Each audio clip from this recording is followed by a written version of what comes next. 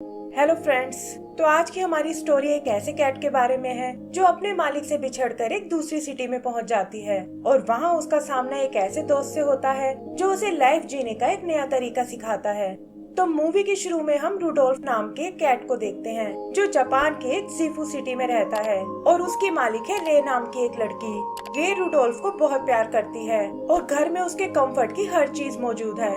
रे की मॉम उसे बताती है कि इस बार उनके पेड़ पर बहुत सारी स्ट्रॉबेरीज लगी हैं और वो इनमें से कुछ उसकी दादी को भेजना चाहती है।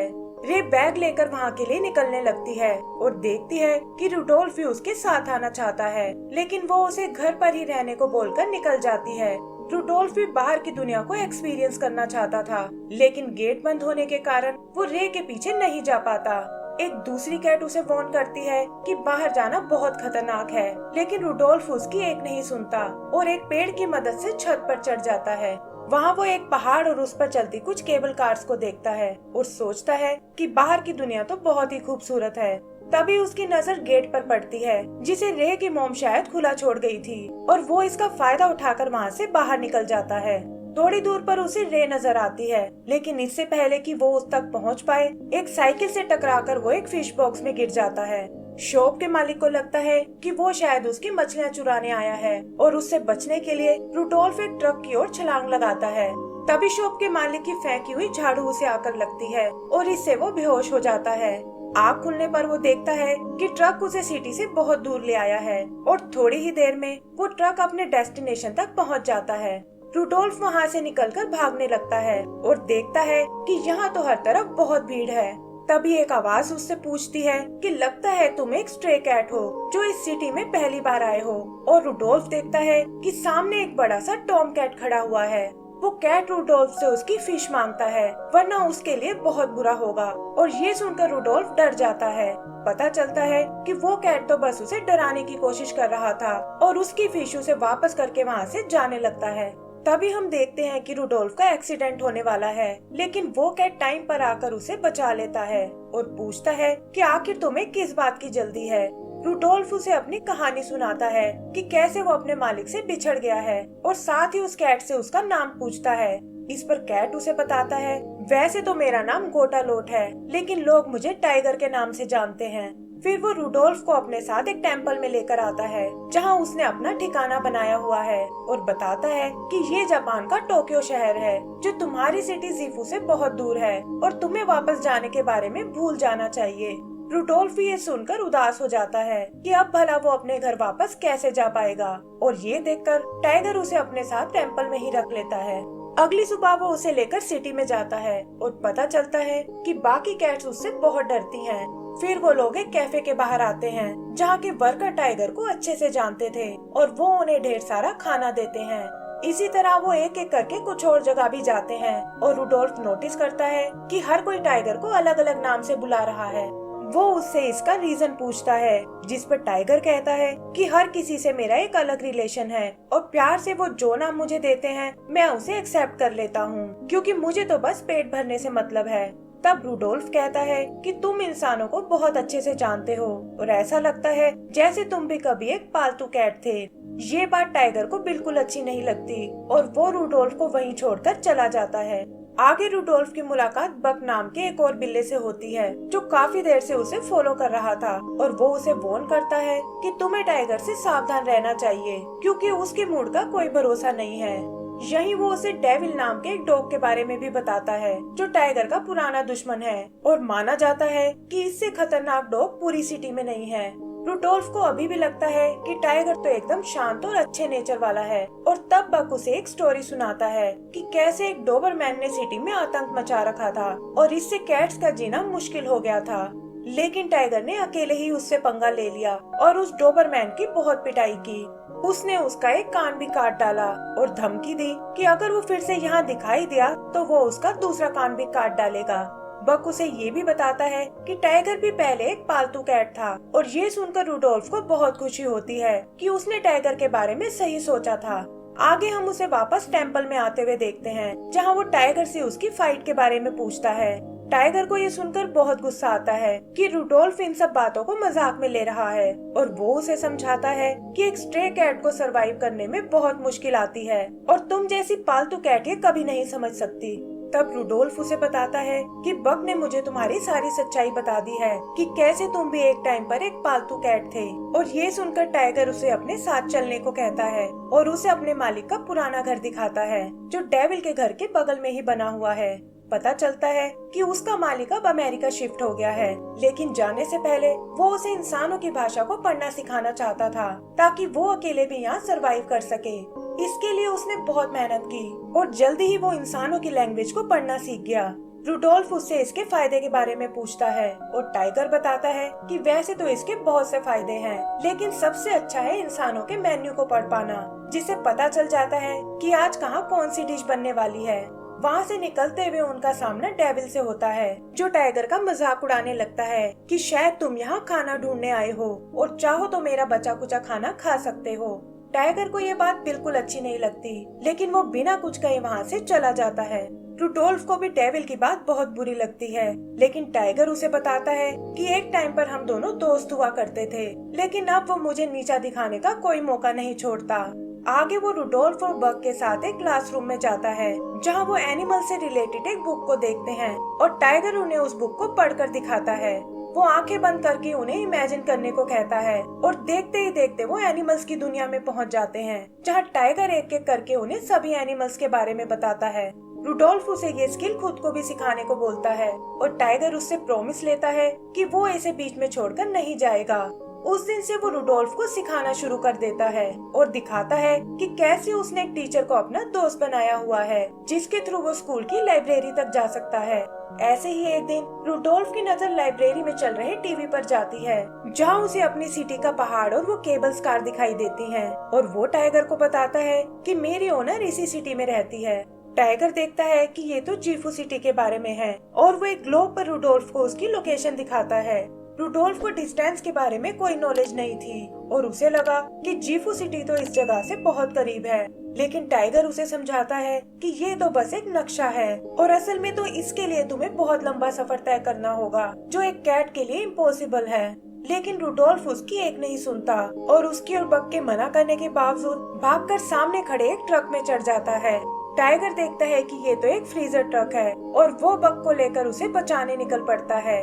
किस्मत से वो ट्रक थोड़ी दूर जाकर एक जगह रुक जाता है और टाइगर देखता है कि रूडोल्फ अंदर जमा पड़ा है। वो किसी तरह उसे वहाँ से बाहर निकाल लाते हैं और टाइगर बर्फ तोड़कर उसे आजाद करता है। उसे रूडोल्फ पर बहुत गुस्सा आता है कि ये जल्दबाजी तुम्हारी एक दिन जान लेकर रहेगी और रूडोल्फ को भी अपनी गलती का एहसास हो जाता है। इसी तरह काफी टाइम बीत जाता है और एक दिन उन्हें जीफू जाने वाली बस का एक पोस्टर मिलता है। वो सब लोग उस पोस्टर वाले एड्रेस पर जाते हैं जहां पता चलता है कि बस यहां से कल सुबह निकलने वाली है। बक को लगता है कि आज उन्हें एक फेयरवेल पार्टी करनी चाहिए और वो रूडोल्फ से उसकी फेवरेट डिश के बारे में पूछता है। रूडोल्फ उससे मीट खाने की रिक्वेस्ट करता है, लेकिन बक कहता है कि उसका इंतजाम करना तो बहुत मुश्किल है। तभी वो टाइगर को कहीं जाते हुए देखते हैं जो कहता है कि मैं फेयरवेल वाली पार्टी से पहले वापस आ जाऊंगा। शाम को रूडोल्फ को वो कहीं नजर नहीं आता और तभी बक उसे बताता है कि टाइगर अपने पुराने घर में घायल पड़ा हुआ है क्योंकि उसकी और डेविल के बीच लड़ाई हो गई थी। रूडोल्फ तुरंत उसे चेक करने जाता है और वो देखते हैं कि उसकी बॉडी में कोई हलचल नहीं है। उन्हें समझ नहीं आता कि अब उन्हें क्या करना चाहिए और तभी रूडोल्फ को एक आइडिया आता है। वो भागकर टाइगर के दोस्त टीचर के घर जाता है और लिखकर उसे बताता है कि टाइगर की जान खतरे में है। टीचर तुरंत टाइगर को लेकर एक क्लिनिक में आता है और यहाँ बक से पता चलता है कि टाइगर डेविल से थोड़ा मीट मांगने गया था ताकि वो रूडोल्फ की विश को पूरा कर सके, लेकिन डेविल ने इसका गलत फायदा उठाया। उसने पहले तो टाइगर की बहुत इंसल्ट की और फिर अचानक उस पर अटैक कर दिया। रूडोल्फ को ये सुनकर बहुत दुख होता है क्योंकि उसे लगता है कि ये सब शायद उसी के कारण हुआ है। तभी टीचर आकर उन्हें बताता है कि टाइगर की जान बच गई है, लेकिन 2 हफ्ते के लिए उसे रेस्ट करना होगा। वो उसे और रूडोल्फ को अपने घर ले आता है जहाँ टाइगर कहता है कि मैं तो तुम्हें तुम्हारे घर तक छोड़ना चाहता था, लेकिन अब तुम्हें वो सफर अकेले ही तय करना होगा। रूडोल्फ भी अपनी केयर करने के लिए उसका थैंक्स बोलता है और तभी बक उन्हें बताता है कि बस अपनी लोकेशन पर पहुँचने वाली है। वो दोनों एक दूसरे से अलविदा लेते हैं, लेकिन रुडोल्फ बाहर आकर कहता है कि पहले मैं उस डेविल नाम के मॉन्स्टर को सबक सिखाना चाहता हूँ।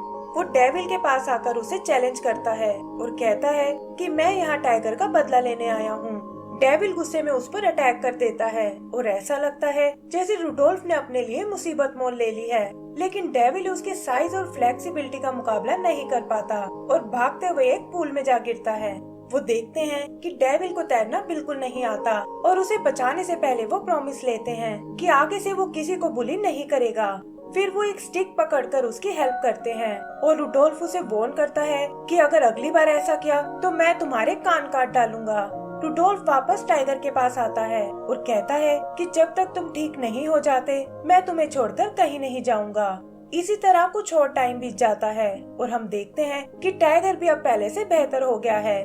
फिर एक दिन बक आकर उन्हें बताता है कि टाइगर के मालिक के घर की जगह एक नया घर बन रहा है और वो लोग उसे चेक करने जाते हैं। यहाँ रुडोल्फ एक बार फिर डेविल से मिलता है जो अपने बिहेवियर के लिए बहुत शर्मिंदा है और उसे बताता है कि टाइगर हमेशा अपना खाना मेरे साथ शेयर किया करता था, लेकिन मैंने उसकी दोस्ती की कभी कदर नहीं की और मुझे इस बात का बहुत पछतावा है।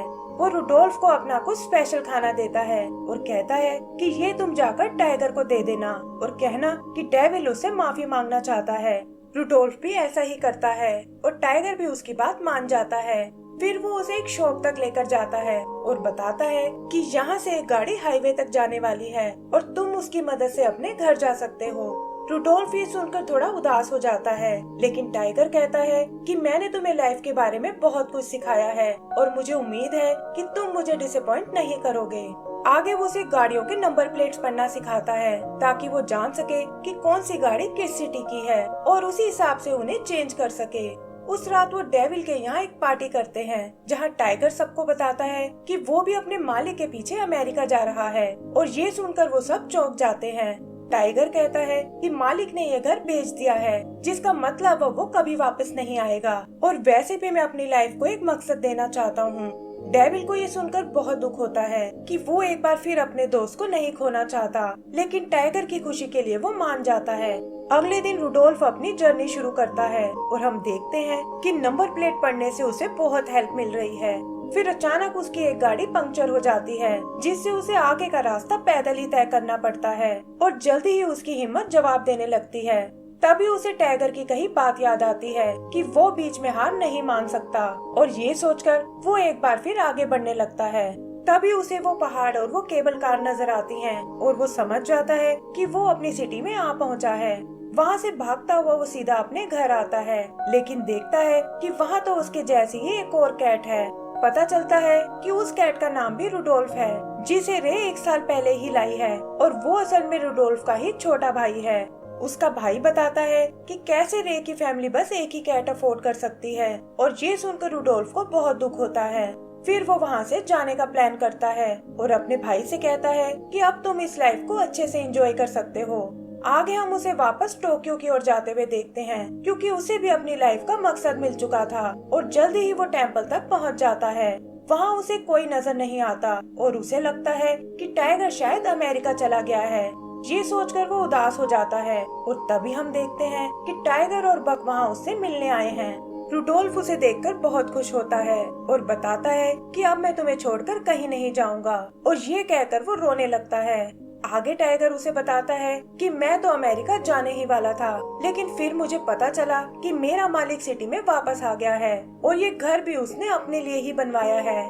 टाइगर का मालिक भी उसके दोस्तों को देखकर बहुत एक्साइटेड होता है और रात को उनके लिए एक पार्टी अरेंज करता है।